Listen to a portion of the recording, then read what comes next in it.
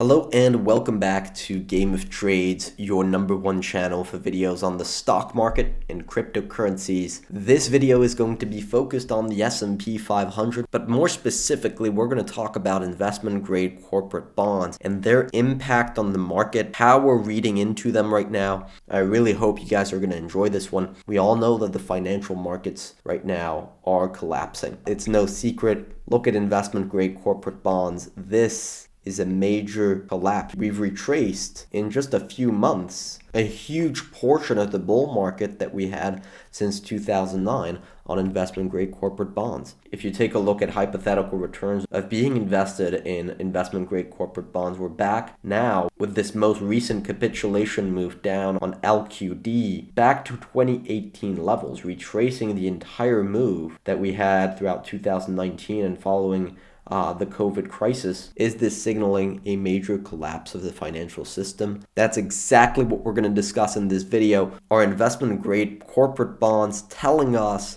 that the market is about to collapse in a big way here?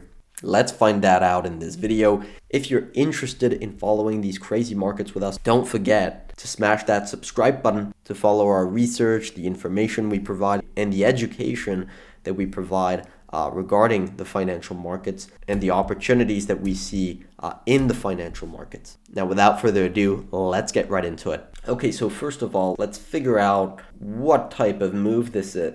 Okay, so first of all, let's compare this move here because we have not seen this type of move since really 2008, right here. So was this capitulation move down that we saw in 2008, was it actually a warning that the market would collapse a lot further? So that's the first point that we need to address right here. If we zoom in on the 2008, you can see this collapse right there. Massive collapse in investment grade corporate bonds that actually occurred at the same time as the massive collapse we had on the stock market.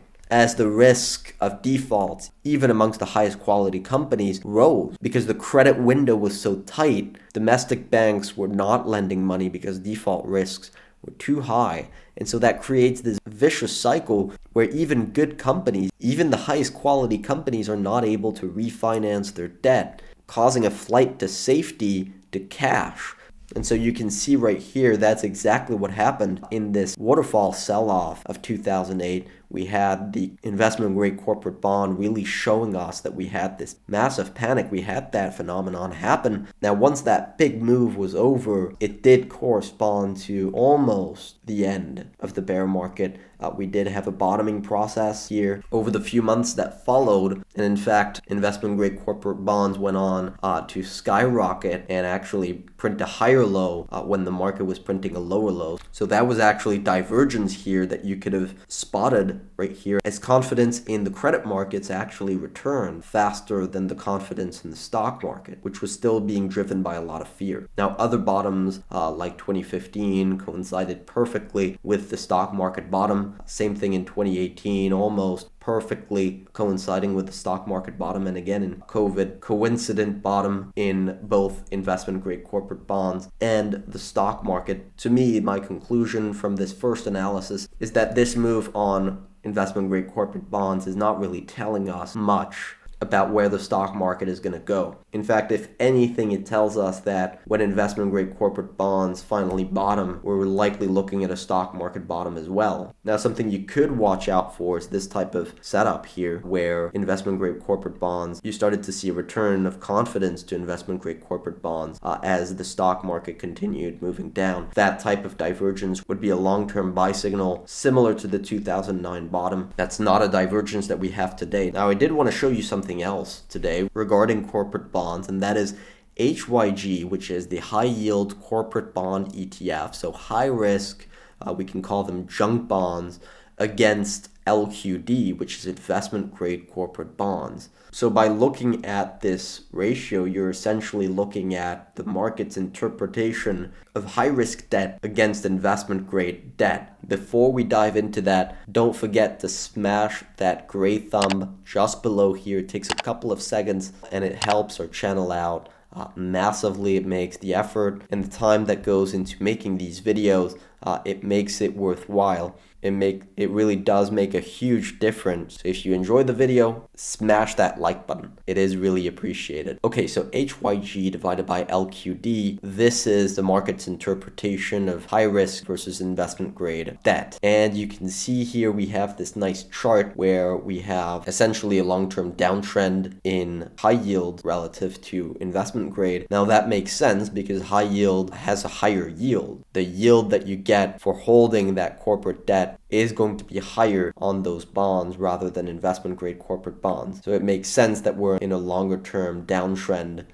for high yield bonds on this ratio, and it's pretty well defined. You can see we have this reaction here in October of 2018, and we are getting very close to it. We're not right there. We haven't hit that resistance, but we're inching closer to that line. Now, you're going to see in just a second why that's so important, because if I add the 10-year yield on top of this chart right here, you'll see how closely this trades with the 10-year yield. It's very, very similar chart right here with major tops in the ratio corresponding to major tops in the 10-year yield, and major bottoms in the ratio corresponding to major bottoms in the 10-year yield. Now, the 10-year yield today has had a major impact on the stock market. This parabolic move that we've had here, let me quickly show you by adding the S&P here. This really brought the SP 500 down, and this move up that we had in the 10-year corresponded to this first move down in stocks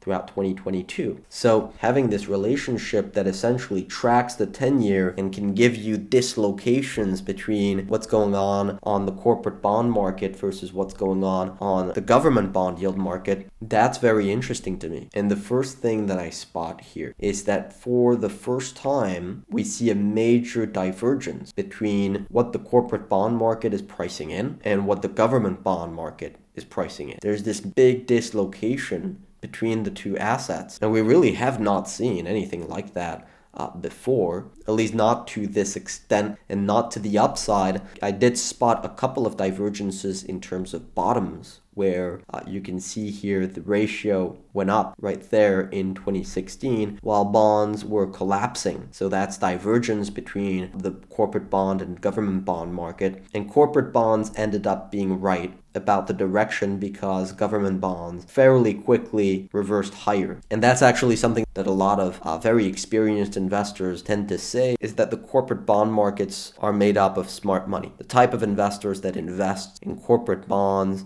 they know what's going on. And I'm not just quoting investors. I can show you guys relationships on J&K, for example, where J&K clearly systematically anticipates moves in the market. Corporate bonds are an incredibly powerful tool to use when trying to understand what type of dynamic you have in the market right now. This is really our way of operating at gameoftrades.net. We look for relationships between assets, dislocations between assets, seeing if there's opportunity, seeing if the risk reward is good. Based on these relationships, we build models based on quantitative work that assess the relationship between assets and really give a clear picture of what's going on. And we apply that to our investment process. We apply that to our model portfolio, the ratings that the buy, hold, sell ratings that we have across assets, and what trades we're currently including in our tactical watch list. So if you want to stay up to date, if you want to get notified when there's these types of dislocations in the market and try and understand how to take advantage of it, how that can be represented in an investment strategy, make sure to click on the link down below and test out our service completely for free. So you can see the point that I'm trying to make here is that it does seem corporate bonds have some predictive power for understanding where government bonds are going. And you can see here, this is another one of those divergences. In 2011 to 2012, we had the ratio go up while the government bonds were going down, or government bond yields were going down. In terms of tops, it's perhaps a little bit less obvious, right? There are a few tops where we had divergence, where corporate bonds kind of told you this was not going to be a breakout that was going to hold. Bond yields were trying to break out here, and corporate bonds told you, nope, we're going the opposite direction. We had kind of the same thing right here with bond yields really getting excited here in December 2013. Big move up, while corporate bonds were building divergence again, not really really showing that excitement. And again, we can say the same thing in 2018, where this ratio of corporate bonds were making a lower high, while the 10-year was behaving as if it wanted to break out, right? Now, with hindsight, this is obviously not a breakout, but when you're here, put yourself in October of 2018, this looks like a breakout, right? There was this resistance from 2013 that bond yields kind of consolidated around, and then in 2018 tried to really break out. But corporate bonds were saying, nope, we don't see the excitement that there is on the treasury bond market. And now let's fast forward a little bit to today, because that's ultimately what we want to find out is what's the corporate bond market saying today. And it's pretty clear to me that, again, we're seeing the 10-year bond yield getting very excited, going parabolic here. A lot of people saying this is a paradigm shift. This is really just the beginning of a major bear market in bonds with skyrocketing yields. This is just not what we're seeing from the corporate bond market. They're not confirming that breakout. So essentially, to me, this is really the corporate bond market telling us that bonds are oversold and that this move really shouldn't be happening, that this is a major market dislocation. Similar to 2018, bonds are an opportunity right now, and I am referring to treasury bonds that are capitulating right now. You can see bond yields rising, meaning bond prices are capitulating. And I like when that type of development aligns with our thesis, because treasury bonds right now make up a pretty significant portion of our model portfolio at gameoftrades.net. Not only are they extremely oversold with the worst drawdown in treasury bonds in history, right? We've never seen that type of move in history, so extremely oversold. We're also going to see disinflation and a weakening economy, which is good for bonds. Investors like bonds in that type of environment, and that's going to be the environment we're going to see over the next 6 to 12 months. Plus, you do have a big risk of seeing a recession, a big recession, and potentially even a major shock to the economy, to the financial economy. The type of tightening we're seeing, you're looking at the dollar, you're looking at the short-term rates, the federal funds rate, the 2-year yield. We're seeing major tightening of financial conditions. Now, we don't think that's going to materialize to a collapse in the financial system just yet, right? That's not our base case. We don't think it's going to come over the next 6 months. Typically, those tightening financial conditions take a while before they really hit the economy and are really priced in by asset markets. But we could be wrong. We could be completely wrong about that. And in that case, if we're seeing another 2008 financial crisis, we want to be in treasury bonds. We want to be heavily invested in treasury bonds.